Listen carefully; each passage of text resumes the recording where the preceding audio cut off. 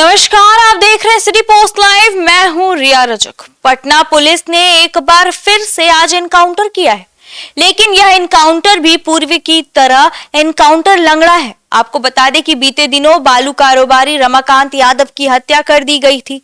इस हत्याकांड के मुख्य आरोपी अंशु उर्फ दिव्यांशु को पुलिस ने पैर में गोली मारी है। पुलिस की इस कार्रवाई पर अधिक जानकारी देने के लिए हमारे साथ मौजूद है सिटी पोस्ट लाइव के मैनेजिंग एडिटर मुकेश कुमार सिंह।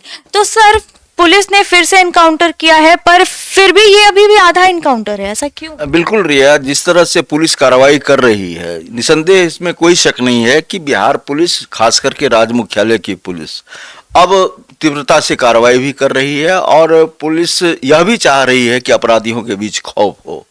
लेकिन ये आधा एनकाउंटर है और इस आधे एनकाउंटर से आप अपराधियों के बीच में खौफ पैदा नहीं कर पाएंगे।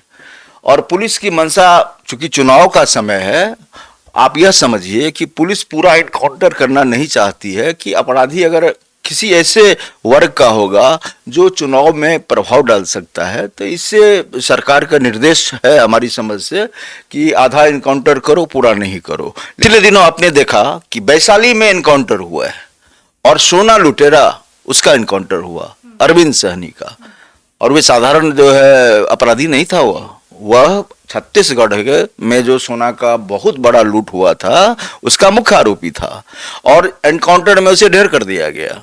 तो एसटीएफ की वाहवाही भी हुई, हम लोगों ने भी बैठ के डिबेट किया और पुलिस की काफी तारीफ भी की। लेकिन ये आधा अधूरा एनकाउंटर है। आप इस एनकाउंटर को समझिए कि अंशु उर्फ दिव्यांशु जो है रमाकांत यादव की हत्या का मुख्य आरोपी है और यह पुलिस के कब्जे में था। पुलिस ने उसे गिरफ्तार कर लिया और गिरफ्तारी के बाद पुलिस की गाड़ी में यह था और पुलिस का हथियार छीन कर ही पुलिस पर वह हमला करने की कोशिश कर रहा था और इसी दौरान वह भागने का भी उपक्रम किया और पुलिस की लाचारी थी कि उसने पांव में गोली मार दी। तो इसको हम लोग अपराधी को एनकाउंटर में अब मारा हुआ देखना चाहते हैं, तभी खौफ और दहशत का माहौल बनेगा। नहीं तो पुलिस बिहार में जिस तरह से काम कर रही है, पुलिस का जो रवैया है, जो लचरपन है, जो हिला हवाली पुलिस वाले कर रहे हैं, इसी वजह से अपराधी चढ़ गए हैं पुलिस वालों पर। तो ये लंगड़ा चलाने से नहीं होगा। ऐसे इनकाउंटर का फिर क्या मतलब है, मतलब क्या फायदा होगा इससे? कोई फायदा नहीं होगा ऐसे इनकाउंटर से। आप बताइए ना, इससे तो और मुसीबत बढ़ रही है कि आपने पांव में गोली मारी, फिर इसका आप इलाज कराइए, उसमें भी सरकार का खर्चा होगा, उसके खाने पीने का भी पूरा खर्चा जो है सरकार को देना है, यानी पूरी हिफाजत उसकी करनी होगी। क्योंकि ऊपर में मानवाधिकार आयोग बैठा हुआ है। आपने पांव में गोली मारी, अब उसका इलाज आप बेहतर नर्सिंग होम में कराएंगे या किसी सरकारी अस्पताल में कराएंगे, खर्चे तो आएंगे। तो आप एक तरफ उसके पांव में गोली मार रहे हैं, दूसरी तरफ जो है उसकी हिफाजत की भी बात कर रहे हैं, हिफाजत कर भी रहे हैं। आपको बचाना भी जरूरी है, वह मरे भी नहीं। तो आप यह बताइए कि आप पांव में गोली मारते हैं और फिर उसका इलाज कराते हैं, जब वह स्वस्थ हो जाता है और मेडिकल सर्टिफिकेट लेने के बाद तब आप उसको जेल भेजने की प्रक्रिया करते हैं, तो इससे क्या लाभ होगा? आप खुद समझने की कोशिश करिए, इससे क्या लाभ होगा इसको।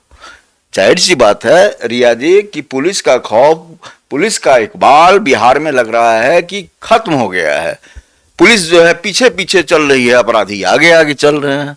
पुलिस हर घटना के 1-2 घंटे के बाद पहुंचती है और उस घटना की जानकारी पुलिस से पहले हम लोगों को हो जाती है। तो यह तो हद की इंतहा है। तो अपराधियों में खौफ का माहौल कायम करने के लिए पुलिस को क्या करना होगा? सीधा एनकाउंटर, वह भी यूपी के तर्ज पर। आप जात देख करके या आप धर्म देख करके एनकाउंटर क्यों करेंगे? आप अपराधी की ना कोई जाति होती है ना कोई उसका धर्म होता है। लेकिन चुनाव है बिहार में, तो आप चुनाव में प्रभाव नहीं पड़े इसलिए आप अपराधियों को खुला छूट दे देंगे कि जाओ एकदम जो करना है करो। तो ये खुली छूट का कोई मतलब नहीं होता है। आप बिहार का कोई ऐसा जिला हमको निकाल के बताइए ना जहां अपराध का ग्राफ कम हो। ये जंगल राज पार्ट 2 नहीं, उससे भी महाजंगल राज लग रहा है। ये कहने में कोई गुरेज नहीं है। हमें अपराध हो रहे हैं और अपराध ऐसे नहीं हो रहे हैं। हत्याएं हो रही हैं, लूट की वारदात हो रही है, डकैती हो रही है, अपहरण के कांड आप देखिए कि कितने हो रहे हैं। फिरौती के लिए जो पहले हुआ करता था और 2005 में जब नीतीश जी आए तो तमाम संगीन अपराध पर एकाएक ब्रेक लग गया और जेल भरने लगा था अपराधियों से। उस समय में स्पीडी ट्रायल के जरिए तुरंत सजा कराने का प्रावधान था। बहुत बड़ा खौफ हो गया। अपराधियों ने क्या किया, उस समय में ट्रैक्टर खरीदा और कुछ सामग्री खरीदी, गांव पकड़ लिया, खेती गृहस्थी करने लग गए अपराधी, एकदम जो नहीं कहते हैं कि बिल में घुस गए। लेकिन अब इस इनकाउंटर से पुलिस को कोई फायदा होने वाला नहीं है। अपराध का ग्राफ इतनी तेजी से बढ़ा है, कोई ऐसा संगीन अपराध नहीं है जिसको अंजाम नहीं दे रहे हैं अपराधी रिया जी। तो अपराधी को अगर आप खुली छूट देंगे तो वे अपराध तो करेंगे ही। पुलिस को सख्त होना पड़ेगा और सरकार को भी सख्त होकर के यह निर्देश देना होगा बड़े अधिकारियों को कि आपको खुली छूट है। यानी आपका मतलब है कि पुलिस को यूपी की तर्ज में एनकाउंटर करना होगा। बिल्कुल रिया जी, मैंने तो आपको कहा है, यूपी पुलिस को देखिए कितनी धार है उसमें। ऐसा थोड़ी ही है कि वे आसमान से टपके हैं। बिहार की तरह यूपी भी हिंदुस्तान का हिस्सा है और वहां की पुलिस इतना काम कर रही है और यहाँ की पुलिस को क्या हो गया है? आखिर क्यों घुन लग गए? क्यों पुलिस वाले इतने कमजोर दिख रहे हैं? आप देखिए ना, पुलिस अधिकारी कमजोर दिख रहे हैं। चंदन मिश्रा हत्याकांड में पुलिस का जो रवैया था, और अभी तक बताइए ना, चंदन मिश्रा हत्याकांड का पूरा पटाक्षेप हुआ क्या?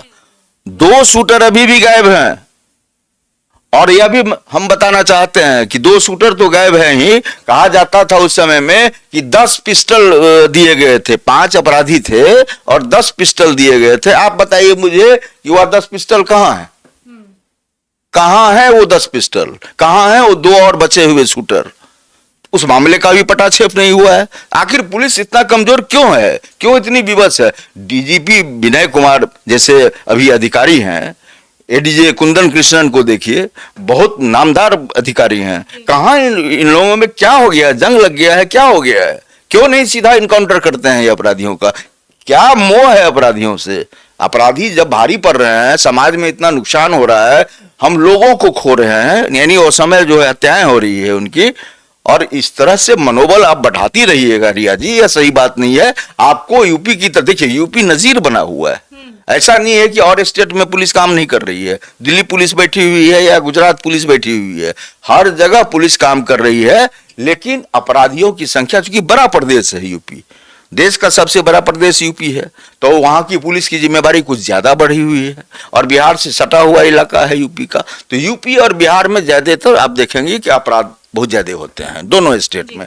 लेकिन योगी वहां पर बैठे हुए हैं, वो कोई समझौता नहीं कर सकते हैं, अपराधियों से कोई समझौता नहीं। इसलिए योगी पुलिस की जो कार्रवाई होती है, आप बरबस जो है ताली बजाने के लिए विवश हो जाएंगे कि यूपी पुलिस काम कर रही है। तो अगर बिहार सरकार की मंशा सही है और बिहार राज्य मुख्यालय में जो बैठे आला अधिकारी हैं उनकी मंशा सही है, तो पुलिस को सीधा जो है अब अपराधियों का इनकाउंटर करना चाहिए। ये आधा अधूरा जो इनकाउंटर है, लंगड़ा, ये एनकाउंटर की जरूरत नहीं है और इस इनकाउंटर से अपराधियों में किसी तरह का खौफ नहीं कायम हो सकेगा।